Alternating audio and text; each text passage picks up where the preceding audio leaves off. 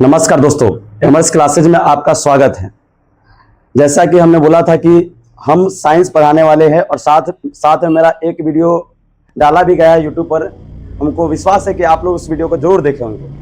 आज मेरा साइंस का लेक्चर 2 है जो कि मनुष्य के आहार नाल पर है। लेकिन इससे पहले एक बात बता देता हूँ तेजी से। हमको पता है कि इस वीडियो को बहुत सारे बच्चे देख रहे होंगे, लेकिन यह जो वीडियो है स्पेशल 10वीं क्लास के बच्चों के लिए। अगर आप बोर्ड की तैयारी कर रहे हो तो अगले कुछ दिनों में इस डायग्राम से रिलेटेड वीडियो आते रहेगा और मेरा टारगेट है कि हम लगभग में 40 से 50 इंपोर्टेंट लॉन्ग क्वेश्चन का तैयारी कराने वाले हैं। तो अगर आप लॉन्ग क्वेश्चन की तैयारी को लेकर आप चिंता में रहते हैं तो जरूर इस वीडियो को देखिएगा, आपको जरूर मजा आएगा पढ़ने में। चलिए अपने टॉपिक को वापस से स्टार्ट करते हैं और फिर से शुरू करते हैं। जैसा कि हम लोगों ने पिछले क्लास में पढ़ा था मनुष्य के आहार नाल के बारे में कि मनुष्य का आहार नाल होता क्या है। तो मनुष्य का आहार नाल एक कुंडलित रचना होती है जिसकी लंबाई कितना होता है, 8 से 10 मीटर होता है और यह मुंह गुहा से शुरू होकर मल द्वार तक फैला होता है, जिसमें भोजन का पूर्ण रूप से पाचन होता है।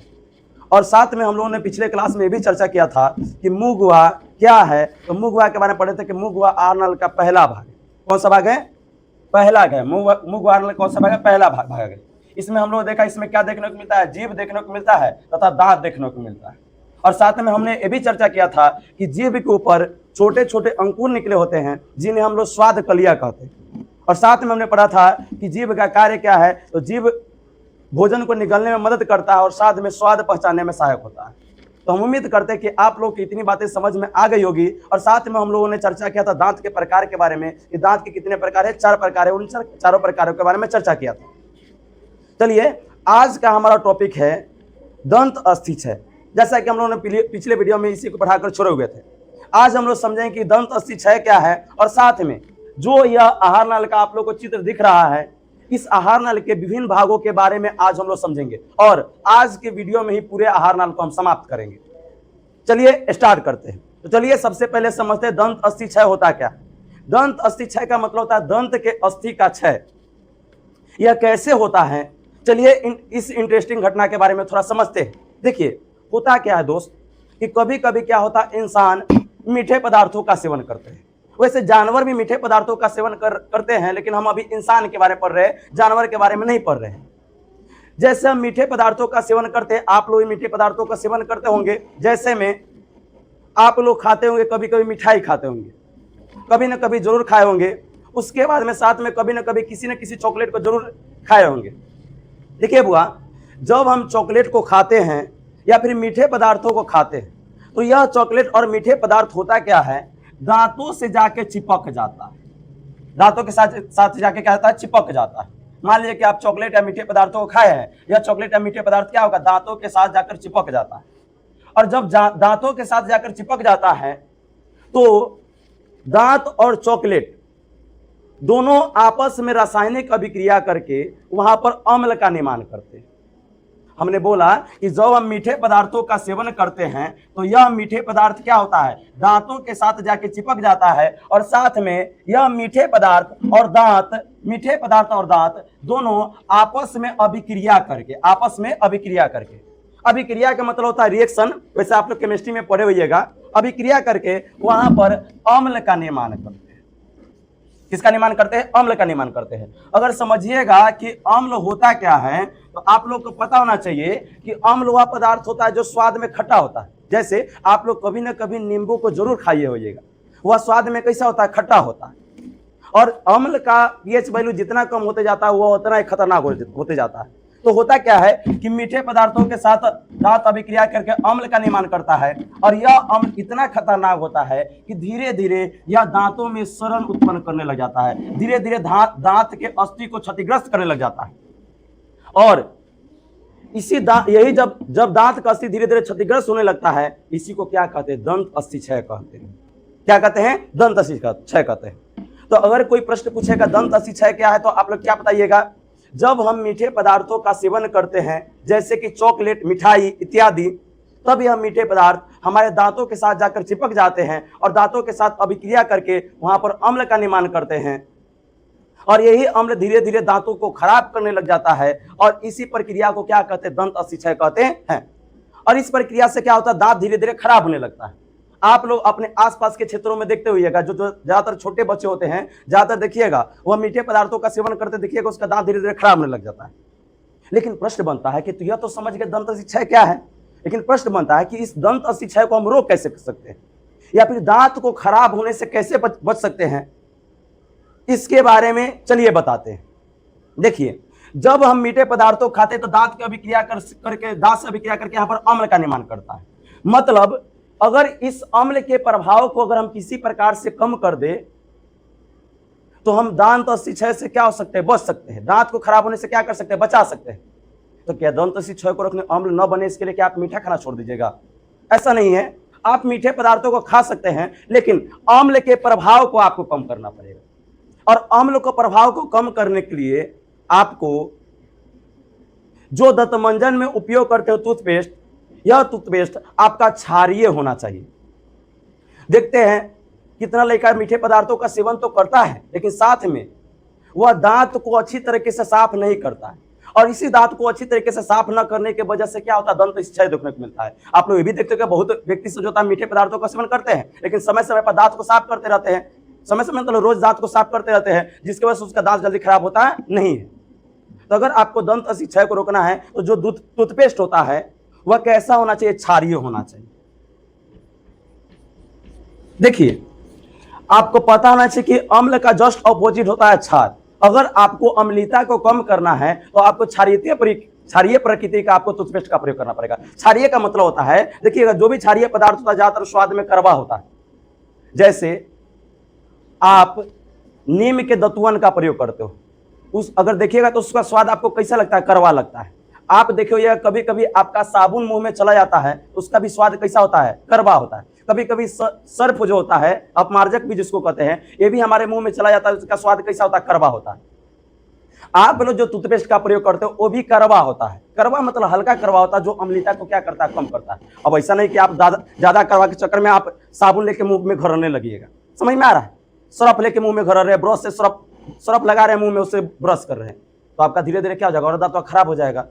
समझ में आ रहा है? चलिए अब आगे चलते हैं। तो टूथपेस्ट अगर पूछेगा दंत अतिक्षय को रोकना है तो जो टूथपेस्ट होता है वह कैसे प्रकृति का होना चाहिए, क्षारीय। दोस्तों, आप लोग को बता देते हैं कि यह जो क्षारीय प्रकृति का टूथपेस्ट होता है, इससे प्रश्न बोर्ड में पूछा गया है, और साथ में यह भी पूछा गया कि दंत अतिक्षय क्या है, दंत अतिक्षय किसके वजह से होता है। तो आप लोग को जरूर समझ में आ गया होगा कि दंत अतिक्षय अम्ल की वजह से होता है। धीरे धीरे वहां पर बैक्टीरिया बैठने लग जाते हैं, और साथ में अगर दंत अतिक्षय को रोकना है तो टूथपेस्ट कैसा होना चाहिए, क्षारीय होना चाहिए। क्या यह बातें क्लियर है? आगे बढ़े दोस्तों, चलिए आगे बढ़ते हैं। अब हम लोग मुंह गुहा के बारे में जब पूरी तरीके से समझ चुके हैं, तो यहाँ पर मुंह गुहा में आपको लार ग्रंथि भी देखने को मिलेगा। लार ग्रंथि मतलब जिससे लार का स्राव होता है। अरे देखिएगा ना, लड़का से लेर चूते रहता है, चूते रहता है, इंसानों में चूते रहता है। तो लार ग्रंथि के बारे में थोड़ा समझ लेगा। मनुष्य में जो लार ग्रंथि होता है यह 3 प्रकार के होता है। कितने प्रकार का होता है? 3 प्रकार के होता है। और आपको बात बता देते हैं कि प्रतिदिन अगर मनुष्य में लार का निर्माण होता है तो लगभग में 1.5 लीटर के आसपास में होता है, 1.5 लीटर के आसपास में। बातें समझ आ रही है? और प्रश्न पूछेगा प्रतिदिन मनुष्य के मुंह गुहा में लार का निर्माण कितना होता था? लगभग में 1.5 लीटर के आसपास में। आपको शौक है? शौक होगा तो एक दिन बाल्टी लेके बैठ जाइएगा, दिन भर लेर चुगाते रहिएगा। समझ में आ रहा है? भरते रहिएगा बाल्टी में, आपको पता चलेगा कितना लीटर निकलेगा, 1.5 लीटर के आसपास में। चलिए अब आगे चलते हैं। तो लार ग्रंथि कितने प्रकार? 3 प्रकार के। कितना लीटर? 1.5 लीटर। और लार ग्रंथि में कुछ पाचक एंजाइम होता है, जैसे कि टाइलिन नामक पाचक एंजाइम होता है जो स्टार्च को माल्टोज के रूप में बदलता है। यानी मुंह गुहा में टाइलिन नामक पाचक एंजाइम होता है जो कार्बोहाइड्रेट का पाचन करता है। इस बातों को भी आप याद रखिएगा। तो यह हो गया लार ग्रंथि के बारे में। तो हमको लगता है कि पिछले वीडियो और आज के वीडियो में आप लोग मुंह गुहा के बारे में पूरी तरीके से समझ चुके होइएगा। अब क्या आगे बढ़े? चलिए आगे बढ़ते हैं। चलिए अब आगे चलते हैं। जब मुंह गुहा में भोजन का पाचन होता है, उसके बाद में थोड़ा सा भोजन का पाचन होता है, उसके बाद मुंह गुहा के बाद में जो लार से सना हुआ भोजन होता है यह ग्रास नली में प्रवेश करता है। तो चलिए अब मुंह गुहा के अगले भाग ग्रास नली के बारे में थोड़ा चर्चा करते हैं। और पूछा है ग्रास नली क्या है, तो आप लोग बताइएगा कि मुंह गुहा में लार से सना हुआ भोजन कहां प्रवेश करता है? ग्रास नली प्रवेश करता है। कहां प्रवेश करता है? ग्रास नली में। और ग्रास नली के बारे में चर्चा कीजिएगा। देखिए बुआ, ग्रास नली के बारे में यह होता है कि ग्रास नली आहार नल का मात्र एक ऐसा भाग है, ग्रास नली आहार नल का मात्र एक ऐसा भाग है जिसमें भोजन का पाचन नहीं होता है? यह प्रश्न बोर्ड में ऑब्जेक्टिव में पूछा गया था। और अगर आप किसी भी कॉम्पिटिटिव एग्जाम की तैयारी कर रहे हो, चाहे आप स्कॉलरशिप की तैयारी कर रहे हो, चाहे आप राष्ट्रीय आय समेगा छात्रवृत्ति योजना की तैयारी कर रहे हो, चाहे आप सैनिक विद्यालय के तैयारी कर रहे हो, तो इसमें यह प्रश्न पूछा जा सकता है। पूछा जा सकता है क्या कि आहार नल का कौन सा ऐसा भाग है जिसमें भोजन का पाचन नहीं होता है? तो आप लोग बताइएगा ग्रास नली। कौन सा भाग है? ग्रास नली। क्या इसके बारे में क्लियर है? और प्रश्न पूछेगा आहार नल का कौन सा ऐसा भाग है जिसमें भोजन का पाचन नहीं होता, तो कौन हो जाएगा? ग्रास नली। कौन हो जाएगा? ग्रास नली। इसमें फूड का पाचन नहीं होता है, फूड का पाचन नहीं होता। लेकिन ग्रास नली से एक गति प्रारंभ होती है। ग्रास नली से एक गति प्रारंभ होती है, उस गति का नाम है कर्मानुकुचन की गति। अब थोड़ा समझिएगा कि यह कर्मानुकुचन गति होता क्या है। ग्रास नली से एक गति प्रारंभ होती है, उसका नाम है कर्मानुकुचन की गति। कर्मानुकुचन गति। देखिए बुआ, कर्मानुकुचन की गति क्या होता है? कर्मानुकुचन का मतलब होता है क्रम के अनुसार भोजन का आगे बढ़ना। जैसे आप लोग जब भोजन करते हो तो तुरंते खाते हो। क्या कभी ऐसा हुआ कि आप मुंह नीचे किया, आपका भोजन गिर गया मुंह में से निकल के? नहीं ना होता है ऐसे। क्यों नहीं होता है? जैसे आप एक लोटा पानी पी लिए, आप उल्टा लटक जाइएगा तभी आपका पानी नहीं गिरता। क्या नहीं गिरता है? इसी कर्मानुकुचन गति के कारण आपका भोजन मुख से नहीं निकलता है। मान लीजिए कि अगर कोई व्यक्ति है, अभी तुरंत ही पानी पिया है, मान लीजिए कि बोतल में से एक बोतल पानी पी लिया ही, अगर आप इस व्यक्ति को उल्टा कर दीजिएगा, क्या कर दीजिएगा? उल्टा कर दीजिएगा। उल्टा कर दीजिएगा तो क्या इसका पानी निकल जाएगा मुंह में से? नहीं निकलता है। क्या नहीं निकलता है? क्योंकि यहां पर एक गति प्रारंभ होती है ग्रास नली से, उसका नाम है कर्मानुकुचन गति। कर्मानुकुचन गति क्या होता है? जब आप भोजन को करते तो भोजन क्रम के अनुसार आगे जाता है। देखिए इसके बारे में थोड़ा समझ लीजिए। मान लीजिए कि ग्रास नली है, ग्रास नली है, इसमें होता क्या है, नॉर्मल बना देते हैं। मान लीजिए कि ग्रास नली है, तो ग्रास नली में यह भोजन केलार से सना हुआ भोजन आगे की ओर बढ़ता है। तो जैसे जैसे भोजन आगे की ओर बढ़ेगा, जैसे जैसे भोजन की ओर आगे की ओर बढ़ेगा और इधर ऐसे रास्ता बंद होते जाएगा, तब जाके भोजन आपका नीचे की ओर नहीं गिरता। नहीं तो भोजन आप मुंह करते नीचे गिर जाता। इसी कर्मानुकुचन गति कारण, जो कहां से प्रारंभ होती है? ग्रास नली से। कहां से प्रारंभ होती है? ग्रास नली से। जैसे भोजन आगे की ओर जाएगा तो ऊपर से बंद होते जाएगा, नीचे से फैलते जाएगा। और यह गति ग्रास नली से स्टार्ट होता है और यह संपूर्ण आहार नाल में चलता है। यह गति संपूर्ण आहार नाल में चलते रहता है। कौन सी गति? कर्मानुकुचन गति। यह गति लेकिन स्टार्टिंग कहां से होता है? ग्रास नली से। तो अगर बोर्ड में पूछा है कि कर्मानुकुचन गति कहां से प्रारंभ होती है, तो ग्रास नली। क्या ग्रास नली भोजन का पाचन होता है? नहीं होता है। अब चलिए इसके बाद में ग्रास नली में जब भोजन का पाचन नहीं हुआ है, तो इसमें लार से सना हुआ भोजन कहां प्रवेश करेगा? आमाशय में प्रवेश करेगा। कहां प्रवेश करेगा? आमाशय में। तो चलिए दोस्तों, अब हम समझते हैं आमाशय के बारे में। अब ध्यान से सुनिएगा, यह जो आमाशय होता है, इसके आकृति को देखिएगा तो इसका आकृति जे जैसा होता है। कैसा होता है? एक बार बोर्ड में पूछा गया था कि आमाशय की आकृति कैसा होता है? जे जैसे होता है। चलिए आमाशय के बारे में थोड़ा आगे चलिए दोस्तों, थोड़ा आमाशय के बारे में समझ लेते कि आमाशय होता क्या है। देखिए, जब ग्रास नली में भोजन होता है तो भोजन आगे की ओर बढ़ते जाता है। किस गति कारण? हाँ, तो आपको याद हो गया, कर्मानुकुचन गति कारण। और इसी कर्मानुकुचन के गति के कारण जो भोजन होगा किसमें प्रवेश करेगा? आमाशय में। यहाँ पर हम एक और आमाशय के चित्र को बना लिए हैं। चलिए इसके बारे में थोड़ा समझते हैं। देखिए बुआ, आमाशय के आकृति देखिएगा तो इसका आकृति जे जैसा होता है, यानी ग्रास नली के बाद में भोजन जाता है आमाशय में। देखिए अब आमाशय के बारे में समझते हैं। देखिए आमाशय में होता क्या है कि आमाशय की कोशिकाओं से, हम लोग जानते हैं कि हमारा शरीर कोशिकाओं से मिलकर बना हुआ है। आमाशय की कोशिकाओं से एक रस का स्राव होता है। आमाशय की कोशिकाओं से एक रस का स्राव होता है, जिस रस का नाम है जठर रस। क्या नाम है? जठर रस। आमाशय की कोशिकाओं से जठर रस का स्राव होता है। और आप लोगों को बता देते हैं कि यह जो जठर रस का स्राव होता है प्रतिदिन यानी रोज लगभग में 3 लीटर के आसपास में होता है। तो अगर प्रश्न पूछेगा आमाशय की कोशिकाओं से किस रस का स्राव होता है? जठर रस का स्राव होता है। प्रतिदिन कितना लीटर? तो 3 लीटर। यह भी प्रश्न बोर्ड में पूछा गया है। नहीं होता आप ऑब्जेक्टिव प्रश्न उलट के देख लीजिएगा, क्योंकि हम अपने एक्सपीरियंस से बोल रहे हैं। तो कितना लीटर जठर रस का स्राव होता है? 3 लीटर। अब चलिए थोड़ा आगे समझते हैं।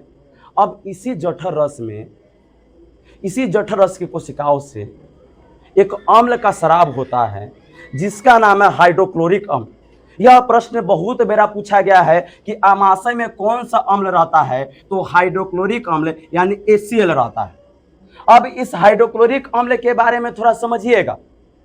देखिए, हाइड्रोक्लोरिक अम्ल यानी अम्लीय है, यानी स्वाद में कैसा होगा, खट्टा होगा।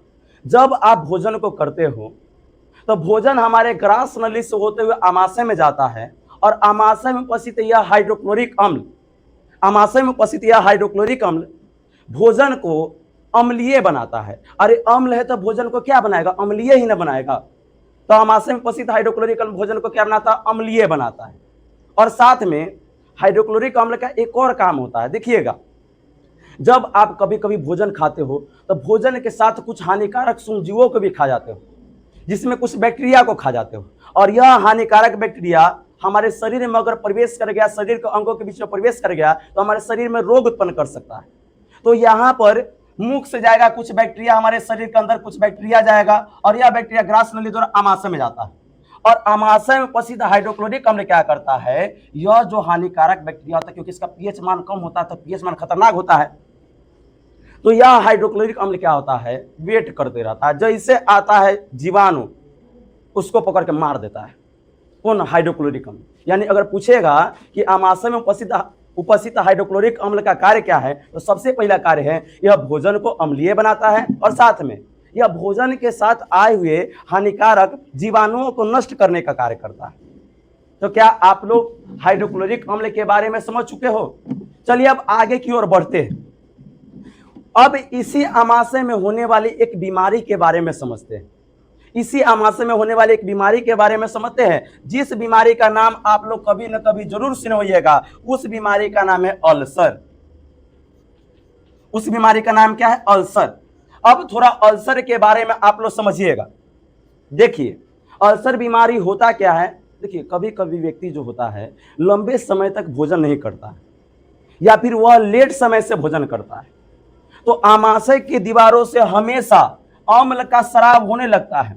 और जब लंबे समय तक इंसान भोजन नहीं करेगा तो क्या अम्ल का स्राव होना बंद कर देगा? नहीं, ऐसा नहीं होता। अम्ल का स्राव होते रहता है। कभी कभी क्या होता है, अत्यधिक मात्रा में अम्ल का स्राव होने लग जाता है।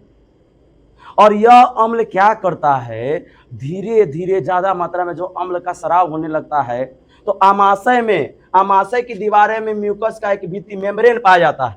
यह म्यूकस की भित्ति से म्यूकस का स्राव होता है, जो हाइड्रोक्लोरिक अम्ल के प्रभाव को कंट्रोल करने का कार्य करता है। लेकिन जब लंबे समय तक हम भोजन नहीं करते हैं तो यह म्यूकस का स्राव धीरे धीरे घट जाता है और अम्ल का स्राव धीरे धीरे बढ़ने लग जाता है। और इसी अम्ल के स्राव जब ज्यादा मात्रा में कभी कभी बढ़ जाता है तो आमाशय के दीवारों में देखिएगा छोटा छोटा गोलाकार घाव, छिद्र निकलने लग जाता है। और इसी गोलाकार घाव को क्या कहते हैं, अल्सर कहते हैं। तो अगर प्रश्न पूछा जाए कि अल्सर क्या है, तो आप लोग बताइएगा कि जब कोई मनुष्य लंबे समय तक भोजन नहीं करता है तो लंबे समय तक भोजन न करने से आमाशय में अम्ल का स्राव बढ़ने लग जाता है, जिसके वजह से म्यूकस का स्राव धीरे धीरे घटने लग जाता है।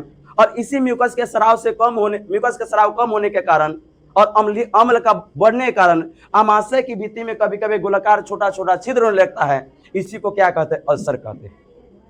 तो यहाँ पर आपको जानने वाली बात यह है कि अगर आपको अल्सर से रोकना है, अल्सर से बचना है, यह एक घातक बीमारी होता है। अगर इससे आपको बचना है तो समय पर क्या करना चाहिए, भोजन करना चाहिए। इसलिए तो हमारे पूर्वज कहते थे कि आप कितना भी कार्य कर रहे हो लेकिन समय पर क्या कीजिए, भोजन कीजिए। यानी जब आप समय पर भोजन कीजिएगा तो आपको यह बीमारी देखने को नहीं मिलेगा। कौन सा बीमारी, अल्सर। तो क्या दोस्तों आप लोग अल्सर के बारे में समझ चुके होंगे? बिल्कुल समझ चुके होंगे। तो अगर आपको अल्सर से बचना है तो आपको समय पर क्या करना चाहिए, भोजन करना चाहिए। यह भी प्रश्न बोर्ड में पूछा गया कि अल्सर क्या है।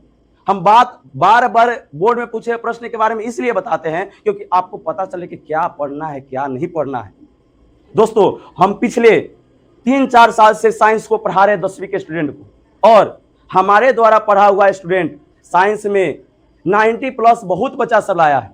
तो अगर आपको भी 90+ साइंस में लाना है तो दोस्त जरूर आप हमारे YouTube चैनल से जुड़िए। अगर आप इस वीडियो को देख रहे हो तो जरूर इसको सेव कर लीजिएगा, क्योंकि अगर आप इसको सेव कर लेते हो तो हम गारंटी देते हैं कि आपका साइंस में 90+ जरूर आएगा। अगर आप लगातार देख रहे हो और मेरा 40-50 क्वेश्चन का सीरीज आने वाला है, इसको सिर्फ आप अटेंड कीजिएगा। हम विश्वास दिलाते हैं कि आपका साइंस में 90+ जरूर आएगा। हम इसलिए इतना इनर्जेटिक होकर बोल रहे हैं कि हमने करके दिखाया है। चलिए दोस्तों आगे की ओर बढ़ते हैं और आगे के टॉपिक के बारे में समझते हैं। तो आप लोग अमाशय के बारे में समझ चुके होंगे। मेन बात है कि ग्रास लेने के बाद भोजन अमाशय में जाता है। अमाशय में जठर रस का स्राव होता है, प्रतिदिन कितना लीटर? 3 लीटर। अमाशय में क्या रहता है? अम्ल रस का स्राव होता है, जिस अम्ल का नाम है हाइड्रोक्लोरिक अम्ल। हाइड्रोक्लोरिक अम्ल भोजन को अम्लीय बनाता है और साथ में हानिकारक जीवाणुओं को नष्ट करता है। आप लोग अल्सर के बारे में जान चुके हैं। चलिए इसके बाद में इसी अमाशय के बगल में आहार नाली की एक बड़ी ग्रंथि होती है जिसका नाम होता है यकृत। और बात कीजिएगा इस ग्रंथि के बारे में, देखिए जो यकृत है इसमें भोजन नहीं जाता है, लेकिन यकृत का योगदान है पाचन में। कैसे समझते हैं? यकृत जो है एक बड़ी ग्रंथि जिसका नाम होता है यकृत। इस यकृत का भार करीब देखिएगा तो लगभग में 1.5 kg के आसपास में होता है। और देखिए जैसा कि हमने बोला है कि यह एक ग्रंथि है, बड़ी ग्रंथि है। क्यों बोल रहे हैं? क्योंकि मनुष्य के आहार नाली की अगर सबसे कोई बड़ी ग्रंथि है तो वह है यकृत, जिसका भार करीब में लगभग में 1.5 kg के आसपास में होता है। और इतना बड़ा कोई ग्रंथि है ही नहीं शरीर में। तो यह भी प्रश्न पूछा कि मनुष्य का आहार नाली की सबसे बड़ी ग्रंथि कौन है? तो यकृत, जिसका भार करीब 1.5 kg के आसपास में होता है। और साथ में यकृत की कोशिकाओं में से पीत रस का स्राव होता है। किसका स्राव होता है? पीत रस। आप लोग पीत रस के बारे में जानते होइएगा।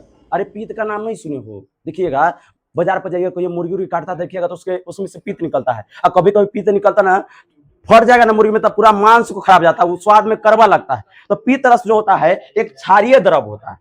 क्या होता है? क्षारीय द्रव होता है।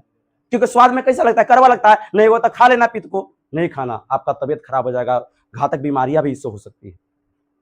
बातें समझ में आ रही है? तो पीत रस कैसा होता है? क्षारीय होता है। देखिए अब होता क्या है कि अमाशय से अम्लीय भोजन आगे की ओर बढ़ता है। देखिए लेकिन अमाशय में तो है म्यूकस का स्राव हो रहा है, लेकिन अम्लता इतना अधिक होता है। आपको पता है हाइड्रोक्लोरिक अम्ल का जो पीएच मान होता है लगभग में 1 के आसपास में होता है। अगर एक किसी का पीएच मान तो बहुत ही खतरनाक होता है। वह हो सकता है कि ज्यादा अम्लीय हो जाएगा तो हमारे अंगों को नुकसान पहुंचा सकता है। यानी अम्लता को कम करना है, तो अम्लता को कम करने के लिए यहीं से यकृत से स्रावित होता है पीत रस। पीत रस हरे रंग का एक क्षारीय द्रव होता है जो भोजन की अम्लता को कम करने में सहायक होता है। पीत रस क्या करता है? भोजन की अम्लता को कम करने में सहायक होता है। देखिए हमारे शरीर में भी कितना पीएच बढ़िया से बैलेंस है कि एक तरफ अम्लीय भोजन जा रहा है और यकृत में मौजूद पित्ताशय से पीत रस स्रावित होता है जो भोजन की अम्लता को क्या कर रहा है? कम कर रहा है। अब इसके बाद में भोजन अमाशय से होते हुए छोटी आंत में जाता है। कितना कोई को पता होगा कि छोटी आंत, अरे छोटी आंत नहीं बड़ी आंत में जाता है? नहीं, गलत बात है। छोटी आंत में जाता है भोजन। अमाशय के बाद में भोजन कहां जाता है? छोटी आंत में। अब चलिए थोड़ा समझ लेते हैं छोटी आंत के बारे में, स्मॉल इंटेस्टाइन जिसको कहते हैं इंग्लिश में। अगर बात कीजिएगा आप छोटी आंत के बारे में, तो छोटी आंत जो होता है यह आहार नाल का सबसे लंबा भाग होता है। अगर पूछेगा आहार नल का सबसे लंबा भाग कौन है? छोटी आंत है। इतना लंबा होता कि आप लोग पढ़े थे कल क्लास में से 8 से 10 मीटर आहार नल का लंबाई होता है, जिसमें छोटी आंत का लंबाई केवल 6 से 7 मीटर के आसपास में होता है। यानी संपूर्ण आहार नल की लंबाई है 8 से 10 मीटर, उसमें से केवल छोटी आंत की लंबाई कितना है? 6 से 7 मीटर। मतलब आप समझ सकते हो कि छोटी आंत कितना लंबा था। और देखते हो कभी कभी बकरी मारता है, कहीं पटांग देता है, निकालते रहता है, छोटी आंत को निकालता है। तो आहार नल का सबसे लंबा भाग कौन है? छोटी आंत, जिसकी लंबाई कितना तो लगभग में 6 से 7 मीटर तक होता है। और साथ में बुआ जो हम लोग भोजन करते हैं, चाहे आप कुछ भी खाइए, उस भोजन का अगर पूर्ण रूप से पाचन होता है तो वह होता है छोटी आंत में होता है, स्मॉल इंटेस्टाइन में होता है। आप जो भी भोजन करते हो अगर पूरी रूप से अगर उसका पाचन हो रहा है तो आहार नल के किस भाग में होता है? छोटी आंत में। तो ये प्रश्न पूछा कि भोजन का पूर्ण से पाचन कहां होता है? छोटी आंत में। भोजन का पूर्ण से पाचन कहां होता है? छोटी आंत में। छोटी आंत की लंबाई कितना है? 6 से 7 मीटर। और साथ में जब छोटी आंत में भोजन का पूर्ण रूप से पाचन हो जाता है, वैसे छोटी आंत में एक और प्रश्न पूछा जाता है कि छोटी आंत के कितने भाग है? तो 3 भाग है। पहले का नाम है ग्रहणी, दूसरे का नाम है जेजुनम, तीसरे का नाम है इलियम। और एक और प्रश्न पूछा था, इसको सिर्फ सुन लीजिएगा। छोटी आंत में उंगली नुमा रचना होती है जिसको कहते हैं दीर्घ। इस लाइन को याद रखिएगा, ऑब्जेक्टिव पूछा जाता है। जब छोटी आंत में भोजन का पूर्ण रूप से पाचन हो जाता है तो जो अपचा भोजन होता है यह हमारे बड़ी आंत में जाता है, लार्ज इंटेस्टाइन में जाता है, बड़ी आंत में जाता है। बड़ी आंत में आप लोग तो जान चुके हैं कि छोटी आंत में भोजन का पूर्ण रूप से पाचन, तो बड़ी आंत में क्या होगा? बड़ी आंत में जल का अवशोषण होता है। किसका अवशोषण होता है दोस्तों? जल का अवशोषण। मतलब आप जो पानी पीते हो वो जल का अवशोषण होता है, किस में होता है? बड़ी आंत में होता है। और बड़ी आंत के बाद में जो भी अपचा भोजन रहता है वह मल द्वार के रास्ते से क्या हो जाता है, बाहर निकल जाता है। बड़ी आंत में जो अपचा भोजन रहता है, अपचा मतलब अपशिष्ट भोजन रहता है, वह मल द्वार के रास्ते से क्या हो जाता है, बाहर निकल जाता है। और उसके बाद में एक और अंग के बारे में चर्चा कर लेते हैं जिसका नाम है अपेंडिक्स। अपेंडिक्स आप लोग सुने होइएगा अपेंडिक्स बीमारी के बारे में कि अपेंडिक्स, किसी व्यक्ति को अपेंडिक्स हो गया है। अपेंडिक्स कोई बड़ा बीमारी नहीं होता है दोस्तों, यह एक नॉर्मल बीमारी होता है। अपेंडिक्स क्या होता है, एक आहार नल का अंग होता है। वैसे बता दे कि अपेंडिक्स का कोई काम ही नहीं होता है, इसको अवशेषी अंग भी कहते हैं। आप लोग विभिन्न आहार नल के भागों के बारे में चर्चा, कुछ ना कुछ काम होता है, लेकिन अपेंडिक्स का कोई काम नहीं है। अपेंडिक्स काम का है भी नहीं, फिर भी लेकिन कभी कभी उसमें क्या हो जाता है, घाव हो जाता है। तो जिस बीमारी के नाम से जानते हैं अपेंडिक्स हमसे, तो घाव हो जाता है। होता क्या है, इसका शरीर में कोई कार्य नहीं अपेंडिक्स का, तो नॉर्मल ऑपरेशन के द्वारा इसको काट करके क्या कर देता है, हटा दिया जाता है। कभी कभी डॉक्टर क्या करता है कि दूसरे चीज का ऑपरेशन करते रहता है और पूछ लेता है कि आपको अपेंडिक्स को हटा दे। अगर जो मरीजी है या फिर जो भी पेशेंट अगर बोल देता है कि हटा दीजिए, इसका कोई काम नहीं था, हटा दीजिए, तो उसको हटा दिया जाता है। तो अगर पूछेगा आहार नल का अवशेषी अंग कौन है, तो अपेंडिक्स। कौन है, अपेंडिक्स। चलिए दोस्तों, हमको लगता है आप लोग को समझ में आ चुका होगा। एक बार 2 मिनट, बस 2 मिनट के अंदर में संपूर्ण आहार नाल के बारे में तेजी से चर्चा करते हैं। आप लोग सिर्फ सुनते चलिएगा। हम लोग पिछले क्लास में चर्चा किया मनुष्य का आहार नल। मनुष्य का आहार नल क्या होता है, मनुष्य का आहार नल एक कुंडलित रचना है जिसकी लंबाई कितना होता है, 8 से 10 मीटर होता है। यह मुंह गुहा से शुरू कर मल द्वार तक फैला होता है। मनुष्य के आहार नल के सबसे पहले भाग के बारे में चर्चा किए थे जिसका नाम है मुंह गुहा। मुंह गुहा नल का सबसे पहला भाग होता है, इसमें जीभ तथा दांत पाया जाता है। यह ऊपरी तथा निचले जबड़ों से घिरा हुआ होता है। दांत कितने प्रकार के होते हैं, 4 प्रकार के होते हैं, कर्तनक, भेदक, और चबनक और चबनक। कर्तनक काम क्या है, भोजन काटना। भेदक काम क्या है, भोजन को फाड़ना। और चबनक काम क्या है, भोजन को पीसना और चबाना।